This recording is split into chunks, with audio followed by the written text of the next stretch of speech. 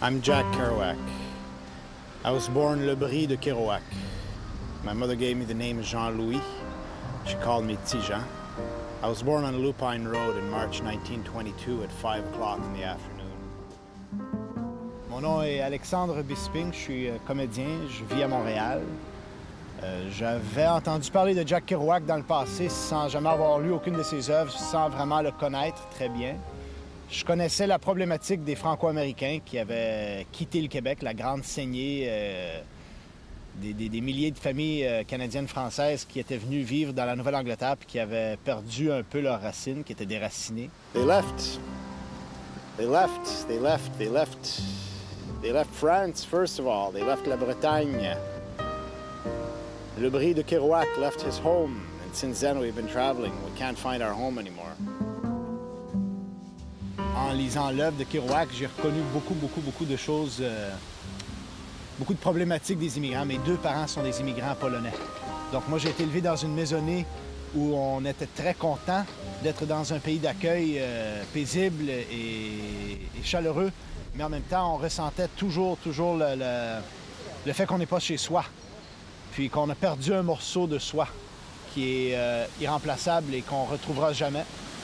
Ça m'a pris des années à me faire une identité assez claire à ce niveau-là. Je suis retourné en Pologne me disant peut-être que c'est ça ma place. J'avais 22 ans, puis je n'étais pas encore convaincu que ma place c'était le Québec, même si j'avais vécu là toute ma vie. Est-ce que Jack était convaincu que sa place était à Lowell, Massachusetts? Ou... Non. Il était convaincu qu'il n'y en avait pas de place, c'est surtout ça. Je pense qu'il était éternellement errant, il était condamné à errer.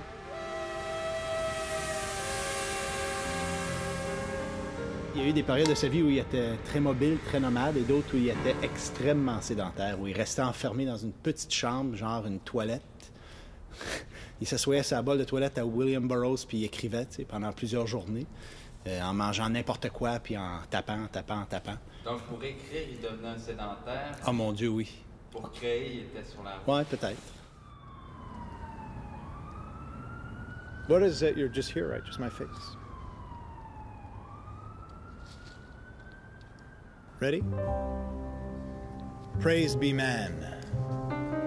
He is existing in milk and living in lilies, and his violin music takes place in milk and creamy emptiness.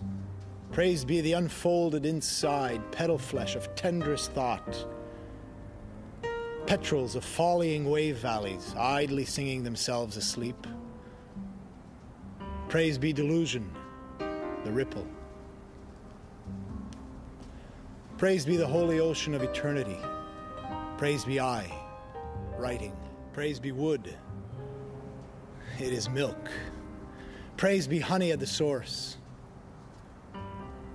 Praised be the embrace of soft sleep. The valor of angels and hell on earth below. Praised be the life of earthmen. Praised be the watchers. Praise be my fellow man for dwelling in milk. C'est la prose spontanée. Il écrivait comme la pensée lui venait, puis il se mettait dans un mood de jazz, de bop. C'est la musique qu'il écoutait, c'est la musique de son époque. The way thoughts come to my mind, that's how I write. That's what I invented. Puis lui, il était capable de se mettre dans le mood de cette musique-là, dans le beat de cette musique-là. Puis il écrivait comme s'il jouait sur un clavier. It's all in the beat. It's all in the beat. You write with the beat. You got a roll of paper. You don't have to change sheets all the time, you know. You just write. I close my eyes. On the typewriting machine, I just close my eyes and I go. It's like a beat, you know. That's where it comes from, beat. Il écoutait Chet Baker, il écoutait Charlie Parker, il écoutait Dizzy Gillespie, Miles Davis. My people are a beaten people. They came here looking for a dream and they never found it, you know. They never found their dream. Ça part des plaines d'Abraham. Jack Kerouac en parle, puis il fait plein de références à la guerre des plaines d'Abraham, puis au général Montcalm et tout ça, là. Il n'a jamais lu là-dessus, nécessairement, mais c'est des histoires que lui a entendues de son père, que son père a entendues de son grand-père, puis on se rend compte que c'était vraiment comme des légendes orales. C'était des histoires qu'on se racontait de génération en génération. qu'au Québec, on a perdu aujourd'hui, mais qu'ici, étant donné que la tradition francophone est presque exclusivement orale, ces histoires-là existent encore. Donc, la défaite se transmettrait de père en fils. Ouais, je sais pas, ouais.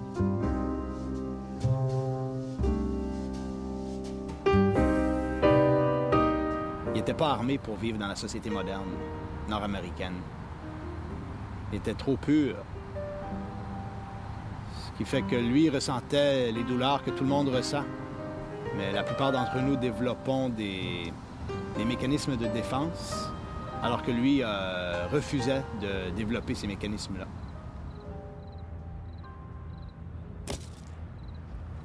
I'm deceived by America today, and I always was disappointed with America, I guess. It broke my heart. America broke my heart. Because the dream's not true. Dream's not true.